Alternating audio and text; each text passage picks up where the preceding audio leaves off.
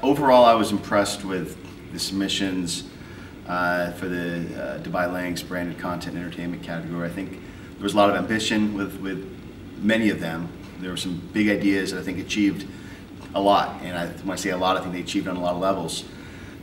Television distribution, they sold product, they rallied communities, if not whole nations, and I think ultimately, the underlying theme, I should say, of most all of these submissions is just the passion they all had. They have a lot of passion, I think, for the idea, and I think there was a lot of promise for the future. Yeah, I think there's a couple trends. One would be in music, and the amount of user-generated submissions or ideas where consumers or fans are submitting ideas that can be adapted or turned into some sort of musical experience, be it an original song or participation with a musical event. I think we saw a handful of those. I think the event side, sort of the experiential side, also seemed prominent. There were a lot of submissions there where there was a use of community, a use of space, and trying to create some sort of entertaining or culturally relevant experience, if you will. I think where there can be some, like where I would go for, hopefully aspire for in the future, the category would be more narrative work, more storytelling that will move across probably different media channels, that would just be more akin, I think, to what we would get out of scripted, television programming or film. And I think there weren't as many documentaries either that I thought would be more prevalent. Because I think there's so many characters and stories in the regions here that I think could become more long-form content. So the Grand Prix we awarded was for work that I think did what great entertainment does, which is it's entertaining. It's something people want. So music, it was a song, it was an original composition, became a hit.